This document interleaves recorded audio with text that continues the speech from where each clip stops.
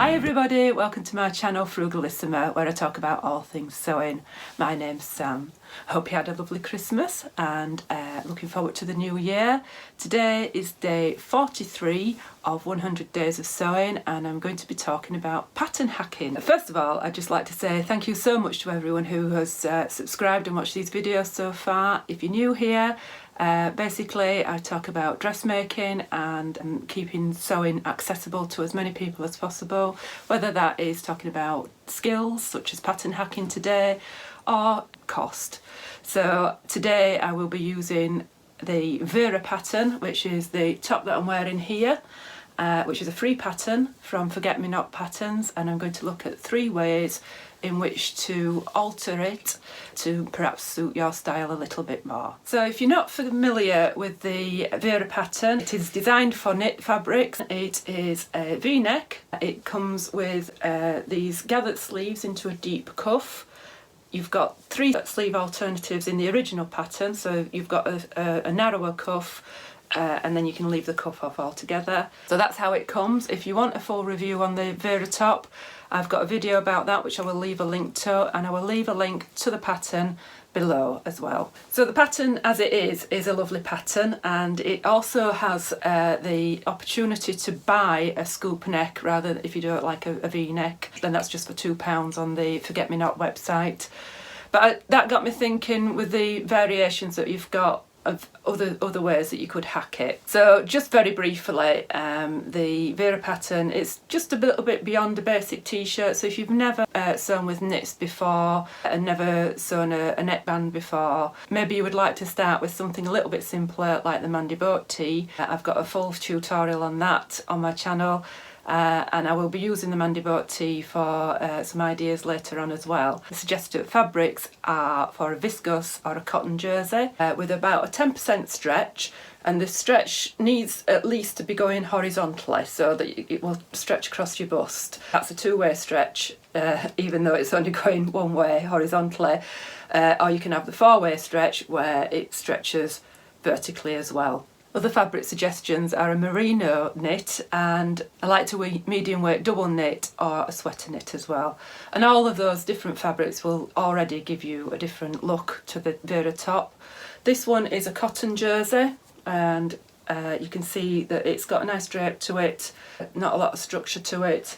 The one on Mandy the mannequin here, this is a viscose jersey, and again that's got quite a lot of drape to it. This isn't a sew along for the Vera top, but I will show you 3 ways of how to adapt the existing pattern to get 3 different looks. So the first one is ably displayed by Mandy here, and that is into a dress.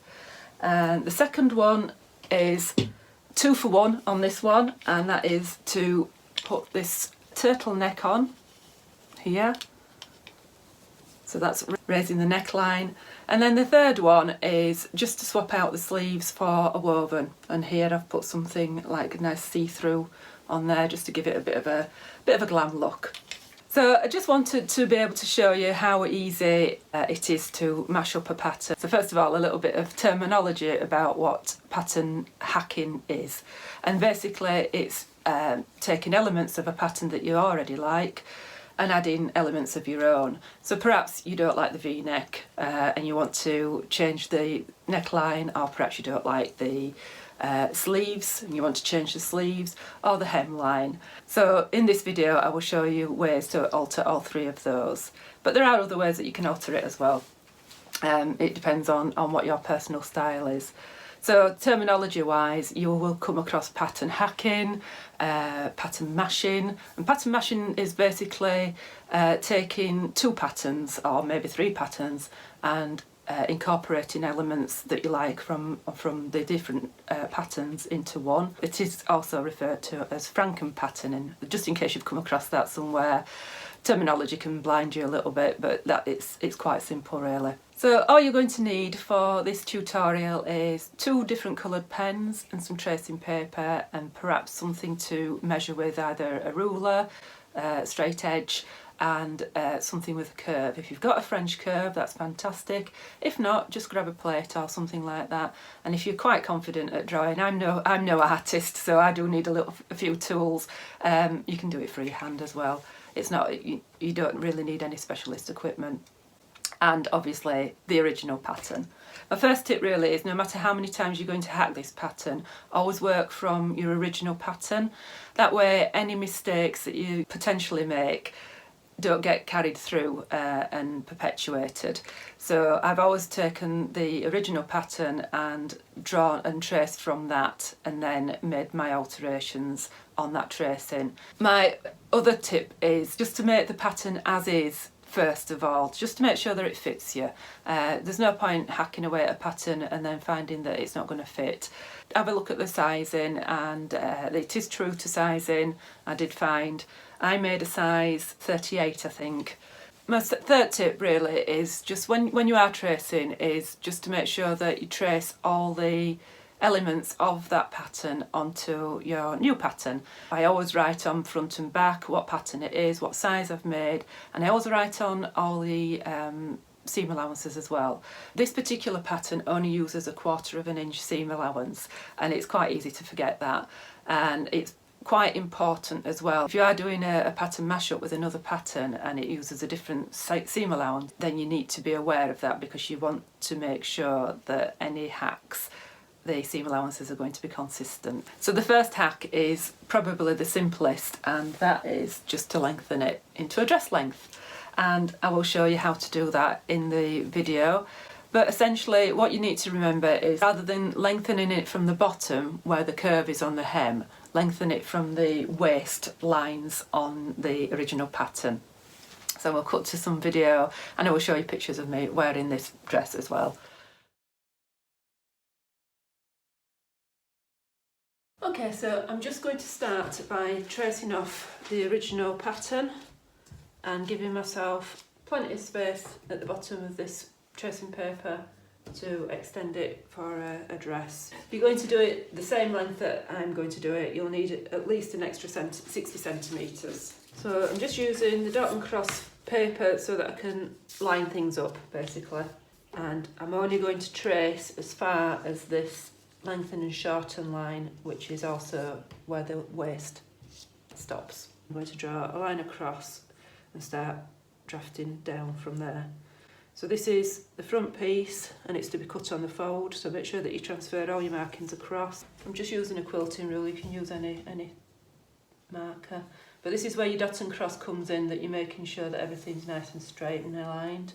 The Vera top is actually quite straight, coming through the bodice here. I'm just wanting a little bit more shaping, so I'm going to come in maybe 1/2 inch or so, just to bring it in a little bit. You see it's quite straight there, and again this is where the dot and cross is quite useful. You've not got much of a variation coming in here, but I will need to flare it out at the hips again. That's more or less where my hip is, so I don't want it to be too narrow, I want it to flare out. And then you just decide on what length you want to make it. So don't forget you're going to need a hem allowance. I'm going to go for about 21 inches, which is about 54 centimetres. So if you measure from your waist down to wherever you want your dress to hit, I want my dress to hit just above my knees, but just take into account that you're going to be putting maybe an inch on for a hem. 20 inches for me is perfect, and then plus an inch for the hem.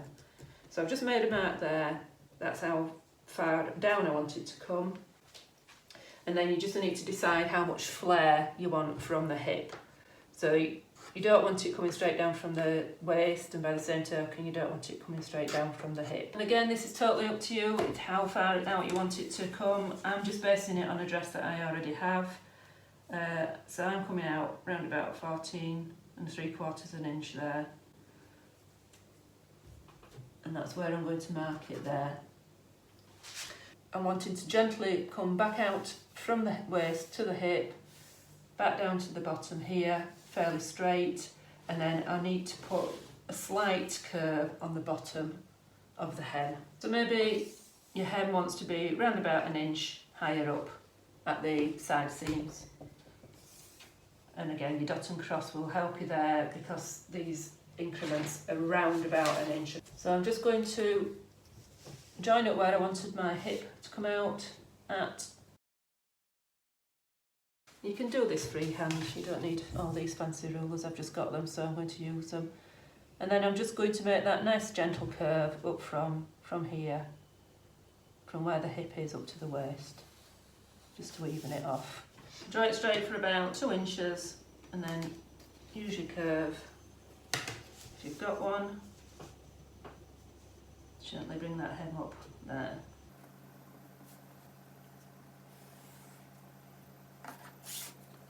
So that's your front, and you do exactly the same from the back, for the back. So you're going to cut there, and you've just got a simple A-line skirt added onto the Vera, and that's your pattern drafted. Everything else is the same, so I'm not going to redraft the sleeves or the cuffs or the band.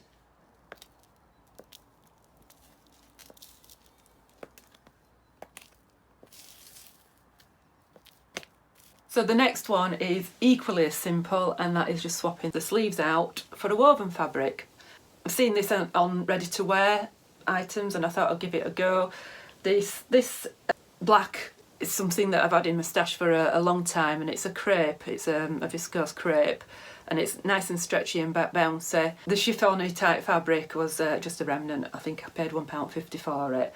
And you don't have to do anything at all with the pattern, you just sew it up as it is, cut out your pieces in the jersey and your cuff. Your cuff needs to be stretchy to get over your arm unless you're leaving the cuff off and you're just going to hem that, and you go for something nice and flouncy. And then you don't need to alter the pattern at all. I've made no more alterations to that at all. So in theory that's the simplest because you're not having to change the pattern at all. But I think it gives it a nice glam sort of evening look. You could shorten those sleeves and go up to like a butterfly length and just hem it there. Or how about, instead of using something sort of see-through like that, like a chiffon or a georgette, you could use something sparkly. I've done that before on patterns where it's just like, it gives it a bit of glam, but it's not full-on sparkles, sequins or whatever you've got. My last idea is to change the neckline. So V-necks aren't for everybody, and like I say, there is a scoop neck option for extra £2 on the Forget Me Not website. I think at this time of year you might want a bit more coverage, and for that I've altered the neckline and raised it up by, I think it was about 4 inches. So you want to raise the neckline so it just comes just above your clavicle here. You can see on the video that I'm going to show that I just put dots in where my original neckline is so that I've got some visual aid, and then I use a different colour for the alterations that I've made, and I write on the pattern what alterations I've made as well, just so that I know when I come to it in future that what I've done. So just start by tracing, and then before you cut out, and then you can make your alterations and then cut out.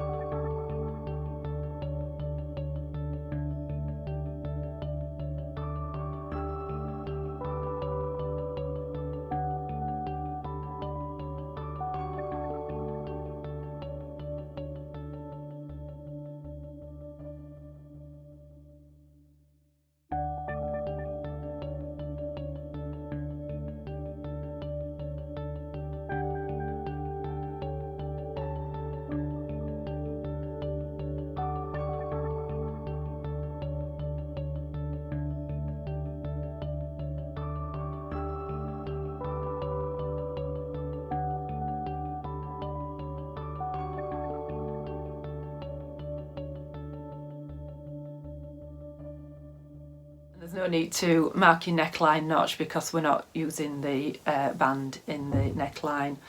So once you've made your alterations on your neckline, you just need to draw yourself a rectangle, however wide you want your turtle neck band to be, I made it about 4.5 inches by about 8 inches, and again we're using a quarter of an inch seam allowance, and that is just so that you can sew it straight on an overlocker if you've got one. If you wanted it to be a higher roll neck and really keep you nice and cosy and warm, or a polo neck we call it, so it folds over, you want to be going something like 14 inches for something like that, because you're actually folding it in half.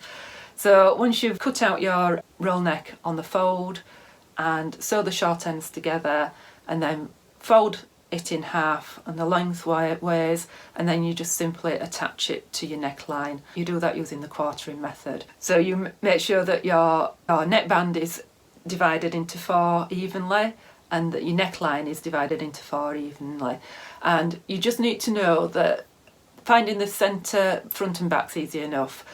Don't be tempted to use your shoulder seams as the quarter marks, because it will be a little bit off. Fold it in half again and find the true centre, and you'll find it's about 1 inch, 3/4 of an inch, something like that, away from your shoulder seam.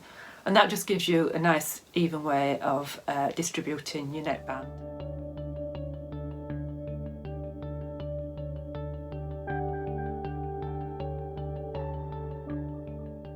And it just sews on. It's that simple. So like I say, you can do that with a mock turtleneck, or you can do that with a full roll neck. So that's 2 ideas for one. And I will show you some footage of me wearing this one with the turtleneck. So I think the styles of neckline are limitless. I'll show you how to draft a boat neck onto this bodice using the Mandy boat tee as a guide. You just need to know that the Mandy boat tee is actually, the side seams are sewn at 3/8 of an inch, but the neckline, there is no neckband in it. So you've never done a neckband before. It's an ideal knit pattern to start with, because you're not applying a neckband. They can be a little bit fiddly, and that neckband is at 5/8 of an inch. So you will notice in the pattern that there is a little kick at the neckline, and that is because you're just simply folding it over. So you don't want to be going too low. I'll show you how I did it. The curve isn't very dramatic on a boat neck. Don't use the plate method, because you will have too much of a deep scoop. You just want it fairly flat. So just follow the line of the back neckline that's already there when you're raising it. Just follow that line, and you just want to keep it fairly steady and flat, which is why it's sometimes easier to use an existing pattern. If you don't have that pattern, and it is a free pattern, and I will leave the link below, if you don't want to print that pattern off, if it's not something that you fancy printing off, I'll show you how to actually do that. The one thing to watch out for with the Mandy boat tee is that it has got a dropped shoulder. So when you're trying to line it up with your Vera pattern and the Mandy boat tee, that you won't be able to match the shoulder seams exactly. So just get it as close as you can with the centre folds and just the height of the shoulder. But obviously the shoulder seam on the Mandy is going to extend beyond the Vera because it's a drop shoulder seam.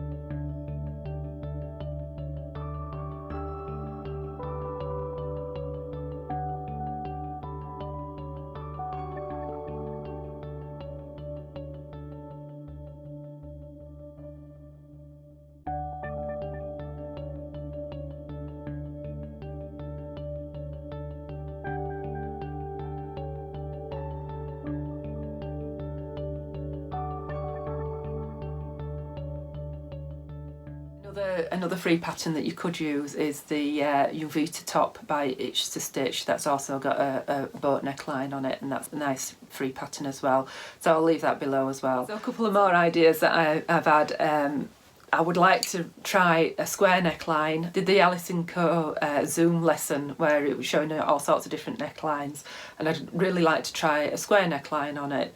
But if anybody knows of a free pattern that has a square neckline on it, leave me a comment below, and then I'll have a go without having to actually draft it. But it should be quite a straightforward one to do.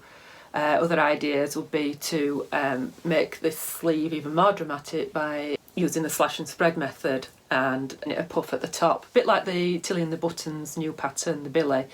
But you would need something with a little bit more structure than these jerseys. I mean, it would work, but you wouldn't have it standing up, so like a double knit or something like that.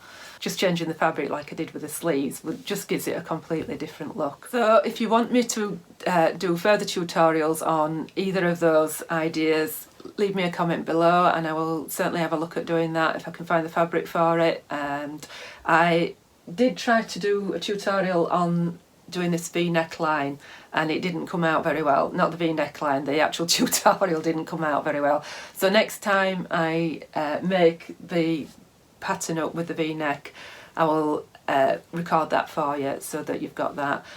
So hopefully that's given you some ideas of looking at patterns with fresh eyes and giving you a little bit of confidence to have a go at hacking patterns yourself. Let me know below if you've had some ideas of what you'd like to do with the Vera pattern and any hacks that you've maybe had. Maybe you want to change sleeves entirely or do something different with the hem or different necklines. Let me know below, and if it's something that I think that I'd be able to do and put a tutorial together, I'm more than happy to do that, so as long as it's something that I'm going to wear. But I just wanted to highlight that, you know, you don't have to go out and buy all the patterns. You can take a good basic pattern such as this and hack it whichever way you like. I hope that's given you a bit of confidence to have a go. If this is your first time watching and this is the sort of thing that you like, the 100 Days of Sewing series might be of interest to you if you want to go back and look at some of my older videos. Essentially, I'm looking at keeping sewing accessible to people, and that is either by sewing frugally, using free patterns, and some hints and tips and hacks if you're new to sewing. I will be back on Friday with any new free pattern releases and any discounts and competitions that I found this week. If you've seen any free patterns in the last couple of weeks, let me know below, because I've only seen a couple of ones, so I'm struggling a little. So if you've seen any and you want me to highlight them, let me know below and I'll include them. Don't forget to like and subscribe and click the notification bell for new videos, and thanks for watching. Bye.